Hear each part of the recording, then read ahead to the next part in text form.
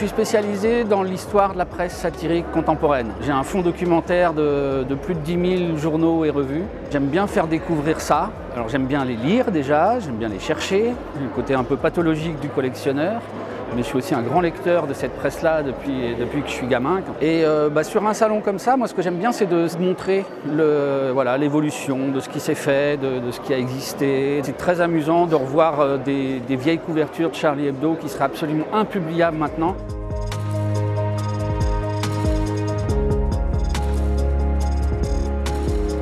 Ce qui fait vivre les dessinateurs, c'est bien quand ils publient des dessins. C'est pour ça que je m'occupe aussi de presse actuelle. Le tout premier, c'est la Grosse Bertha, si je peux vous le... si c'est jouable. Alors c'était pas ce numéro-là, mais c'était ce titre-là. Quand j'avais 20 balais, j'ai commencé à l'acheter, à m'abonner quand j'avais des sous. Et puis ensuite, il y a Charlie Hebdo qui est reparu en juillet 92. Depuis une bonne quinzaine d'années, j'ai reconstitué les collections complètes de Charlie Hebdo, d'Harakiri, et puis près de 300-350 autres titres.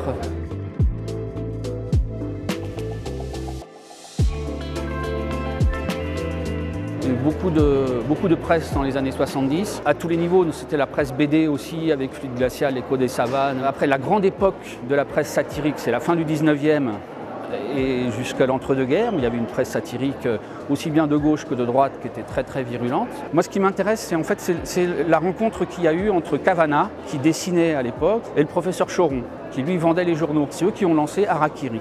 Dans les premières années d'Harakiri sont arrivés Reiser, Wolinski, Cabu, Willem qui est là. Donc il y a une espèce de génération spontanée de véritables talents qui ont vraiment révolutionné la manière d'aborder le dessin satirique. C'était l'humour bête et méchant. C'est l'humour en général que ça a révolutionné. Et ce qu'on retrouve maintenant dans Groland, que les nuls ont beaucoup imité.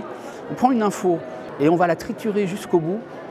Si on pousse la logique jusqu'au bout, et on tombe sur des trucs sordides, mais qui mettent le doigt sur quelque chose. C'est-à-dire, par exemple, on voit régulièrement à la télé ou dans les journaux à scandale, un père a violé sa fille, machin, tout ça, c'est des trucs sordides. Charlie Hebdo, ils ont fait une couverture avec une petite fille avec une perceuse à la main et qui dit violée par la perceuse qu'elle avait offert à son père. La nuance entre les titres du Dauphiné et ça, elle est très très fine. Mais il y en a un qui pousse le truc jusqu'au bout. Et là, on est dans le bête et méchant. J'ai pris au hasard. Hein. Voilà. Quel bordel ça ferait si Charlie Hebdo sortait ça, quoi. Donc là, on est en 80, je pense. 80, ouais. Voilà. Les grandes dates, c'est les premiers numéros d'Harakiri. Voilà, un des plus vieux.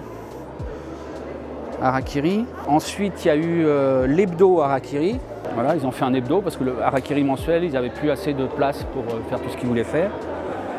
À la mort de De Gaulle, ils ont fait ça. Et le bal tragique, en fait, c'est parce qu'ils ont rassemblé deux informations. Il y avait eu une discothèque qui avait brûlé à côté de Grenoble, où il y avait eu, je ne sais plus, 150 morts, un truc dans ce genre-là. Et donc là, c'est bal tragique à Colombey, De Gaulle est mort, un mort. Et ils se sont fait interdire pour ça. La semaine suivante, ils ont sorti Charlie Hebdo. Donc là, c'est pas le premier numéro, mais c'est là qu'ils ont sorti Charlie Hebdo. Du coup, je les ai achetés pour mes collections personnelles. Je les achetais par gros paquets. Comme ça me coûtait moins cher au numéro. Et puis je me suis dit, je revendrai les autres, ceux que j'ai en double. Sauf qu'est arrivé ce qui est arrivé à Charlie Hebdo, et je ne me vois pas vendre des Charlie Hebdo. Ça, c'est hors de question, parce que dans les semaines qui ont suivi 2015, il y a des gens qui ont essayé, qui se sont fait du fric avec ça. Ça m'a foutu hors de moi. Je me suis dit, hors de question que j'en vende. Hein. Du coup, je les utilise. Voilà, pour des expos comme ça, ce qui fait que ça fait des expos un peu plus interactives. Chacun peut fouiner, j'ai des anecdotes de lecteurs qui me racontent « Ah oui, ça je me souviens quand c'est sorti ». Quelqu'un avec qui je discutais hier soir, il me dit « Moi, quand ma mère allait faire les courses à Carrefour, j'allais dans le rayon presse et je regardais en cachette les Harakiri ». Je trouve ça super marrant, quoi. Par exemple. Voilà. Ça, c'était un journal belge. Ils avaient fait un numéro 0 après les attentats de Charlie, qui devait être qu'un numéro, et puis en fait, ils ont continué pendant 3 ans. Et j'ai eu la chance d'écrire dedans, et je me suis fait des beaux copains, quoi.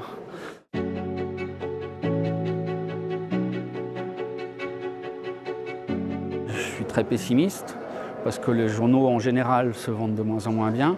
Donc la presse satirique en souffre aussi. Charlie Hebdo, c'est cynique à dire, mais ils doivent leur survie à l'horreur qui leur est arrivée. Il y a Ciné Mensuel aussi, qui est un excellent journal. Si je suis le plus objectif possible, la presse en général et la presse satirique vont être remplacées par le numérique et puis on n'en parlera plus. Après, moi, je ne peux pas me contenter de ce constat-là. Je veux du papier, parce que la mémoire de tout ce qui est publication, et en particulier du dessin, si ce n'est pas sur papier, on n'en aura aucune mémoire. Là, j'ai 70 ans de mémoire. Tout ce qui sort sur Internet, etc. Dans 70 ans, si on refait une expo avec les 70 dernières années, qu'est-ce qui restera? Qu'est-ce qui restera de tout ça si ce n'est pas sorti en papier à un moment? Je me bats pour que les journaux actuels qui sortent vivent. Je ne les fais pas vivre à moi tout seul, mais j'essaie de les faire connaître en espérant qu'il restera des versions papier de tout, quoi.